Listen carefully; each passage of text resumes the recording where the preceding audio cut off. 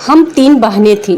उनमें सबसे बड़ी मैं थी और मेरी माँ विधवा हो गई थी क्योंकि 4 साल पहले मेरे पिताजी का देहांत हो गया था।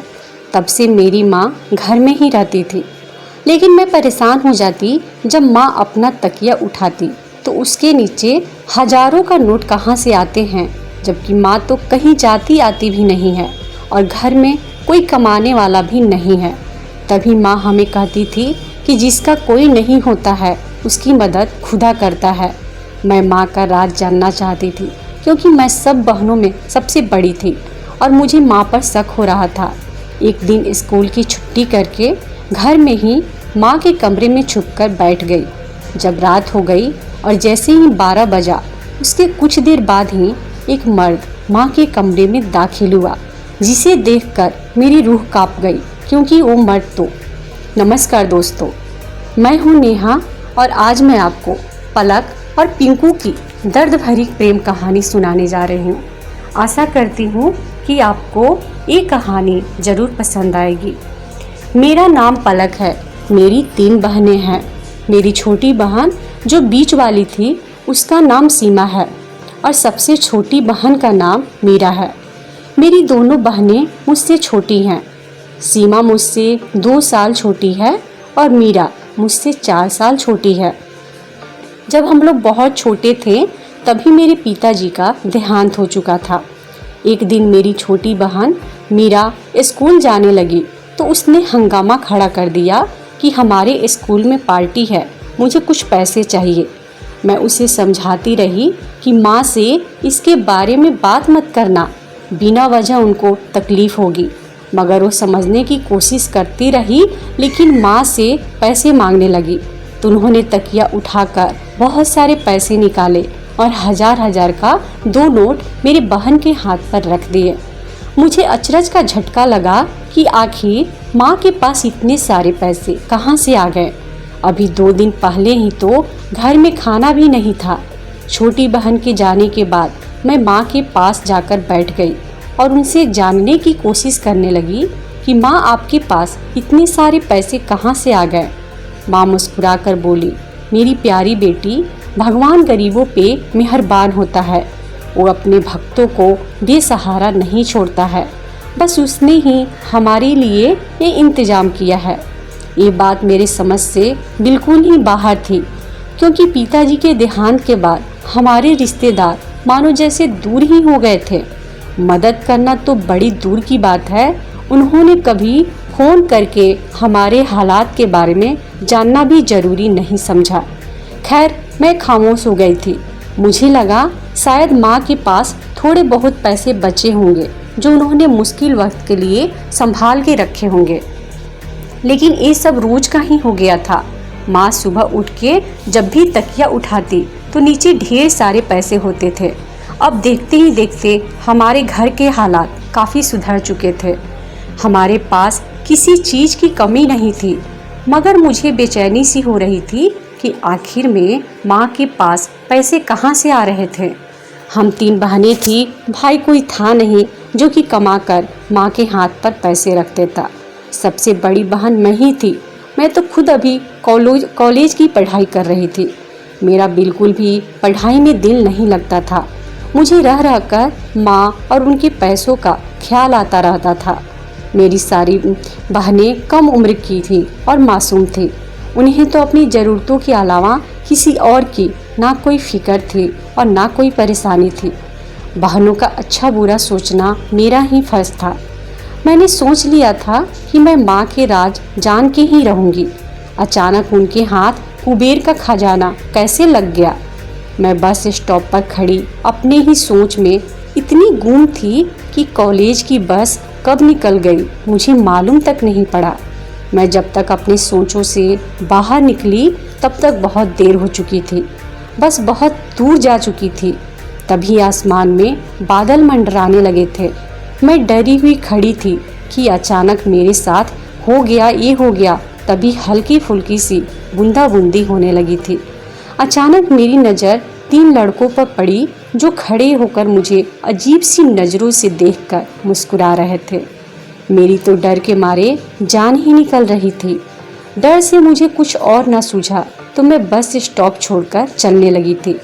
तभी मैंने महसूस किया कि वो तीनों लड़के मेरे पीछे पीछे ही आ रहे हैं। मैं तेज तेज चलने लगी। तभी मेरे हाथ से किताबें छूटकर जमीन पर गिर गई। उन तीन लड़कों की हंसी हवा में गूंजने लगी थी। तभी अचानक वो खामोश हो गए। मैं किताबें उठाकर उठ के खड़ी हो गई। जब पीछे मुड़कर देखा तो मेरे और उन तीन लड़कों के दरमियान एक लड़का खड़ा था। ये वही लड़का था जिसकी दुकान बस स्टॉप के पास में ही थी। मैंने अक्सर देखा था कि वो मुझे देखकर मुस्कुराता था। मुझे ऐसा लगा जैसे मेरा कोई मजबूत सहारा आ गया है जो मुझे उन लड़कों की बुरी नज़र से बचा लेगा। फिर वही हुआ जो मैंने सोचा था। उस दुकानदार लड़के ने उन लड़कों को पहले तो शराफत से जाने को कहा। वो नहीं माने तो देखते ही देखते उन तीनों को पीटना शुरू कर दिया था। मैं बहुत ज़्यादा घबरा गई थी कि अब मेरा तमाशा बना ही बना। लेकिन भगवान का लाख लाख शुक्र है कि बारिश की वजह से रास्ते पर कोई नहीं था, जिसकी वजह से ये सब किसी ने नहीं देखा था। वो तीन लड़के घबरा कर भाग गए थे। ये सब देखकर मुझे जिंदगी में पहली बार सुरक्षित होने का एहसास हुआ था। मेरी आंखें भीगी हुई थी। वो लड़का आगे बढ़ा और बोला, मैंने देखा था कि आप इन बदतमीजों की डर से तो नहीं रोई थी, यानी कि ये आंसू डर के नहीं हैं। फिर आपकी आंखों में आंखें क्यों छलक पड़ी है? उसने बोला कि मेरा नाम पिंकू है। उसने मुझे हंसाने के लिए बहुत सारी बातें की। मैं उसकी लुभावनी बातों पर खुल के हंसी थी। फिर वो बस स्टॉप पर तब तक मेरे साथ खड़ा रहा था जब तक दूसरी बस नहीं आ गई थी। घर जाकर मुझे पिंकू का ख्याल आता रहा। सुबह हुई तो माँ ने एक बार फिर से तकिया उठाया था। आज फिर से ढेर सारे पैसे बरामद हुए थे। मेरा माथा ठनकने लगा था। मैं कॉलेज के लिए तैयार हो रही थी, मगर मैं सब कुछ छोड़कर माँ के पास आकर बैठ गई थी। मैंने कहा कि माँ, मैं मानती हूँ कि भगवान हम पे दया कर रहा है, लेकिन इस दया के पीछे कुछ तो वजह ज़रूर होगी। मुझे आप बताइए कि इस रहम के पीछे क्या वजह है। मेरी बात सुनकर माँ का रंग फीका पड़ गया था। मुझे ऐसा महसूस हुआ जैसे कि वो घबरा गई हो। वो थूक निगल कर बोली, तुम आम खाओ, पेड़ मत गिनो, चलो उठो, तुम्हारी बस निकल जाएगी। बस की बात सुनकर मुझे एकदम से पिंकू की याद आ गई थी, इसलिए मैं ये बहस छोड़कर खड़ी हो गई और तैयार होने लगी थी। आज कॉलेज से वापस आते समय मैं बस स्टॉप पर ही खड़ी थी। जब मैंने पिंकू को अपनी तरफ आते हुए देखा, वो बोला कि मैं आपकी हिफाजत के लिए आया हूँ। मैंने उसका शुक्रिया अदा किया और कहा कि इस तरह के शिष्टाचार की ज़रूरत नहीं है। आज तो वैसे भी बस स्टॉप पर बहुत भीड़ थी, क्योंकि अभी बस आने में 5 मिनट बाकी थे। पिंकू बोला कि मैं ये सब अपनी खुशी के लिए कर रहा हूँ। आपकी हिफाजत करके मुझे खुद को खुशी महसूस होती है।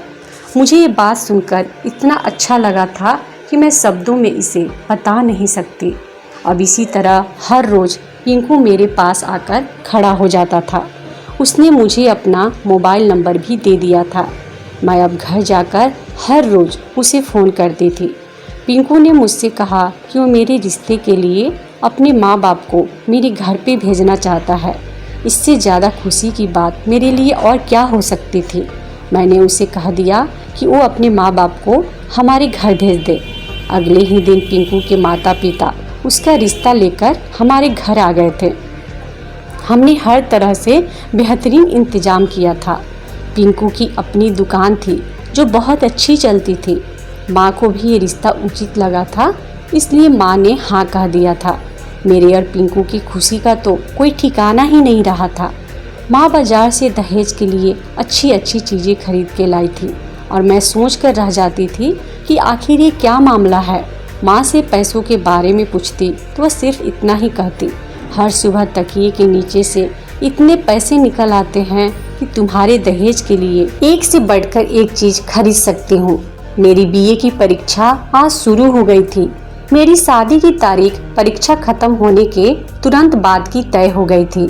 शादी की खुशी में मुझे पढ़ाई तो नहीं हो पा रही थी, मगर फिर भी मैंने ध्यान लगाकर सारे विषय के पेपर के जवाब अच्छे से लिखे थे।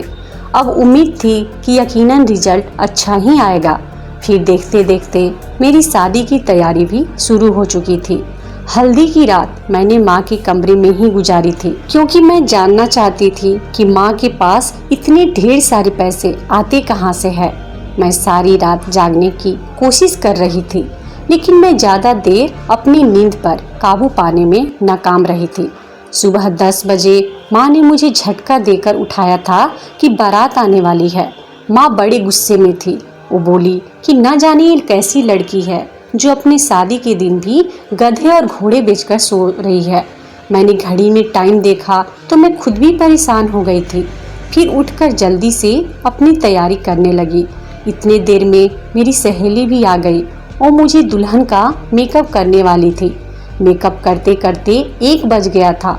मुझे तो बस एक ही डर लग रहा था कि कहीं ऐसा ना हो कि बारात आ जाए और मेरी तैयारी भी पूरी ना हुई हो।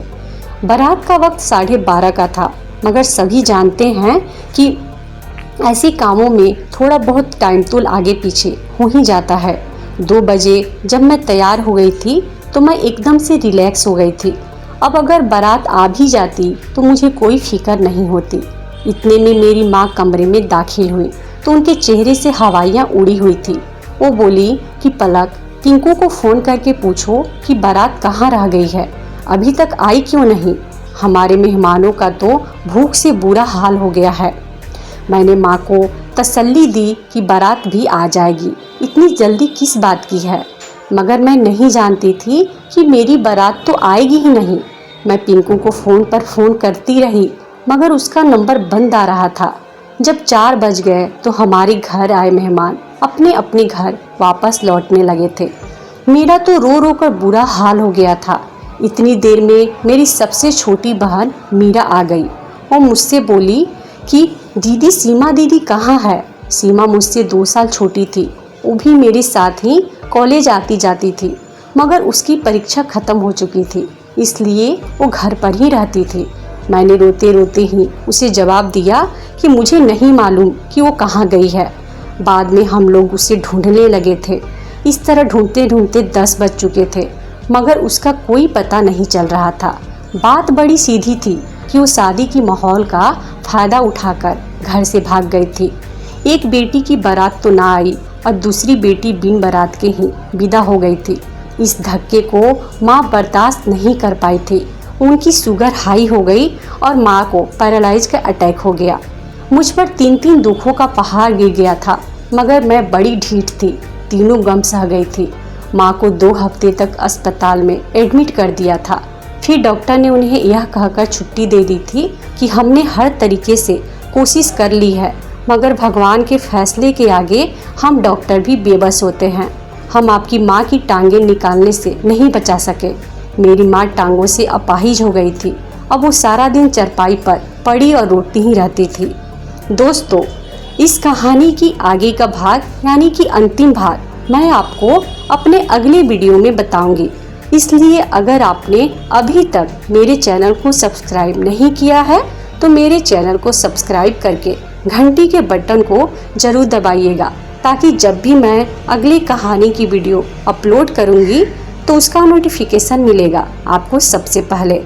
ये वीडियो देखने के लिए आपका बहुत बहुत धन्यवाद।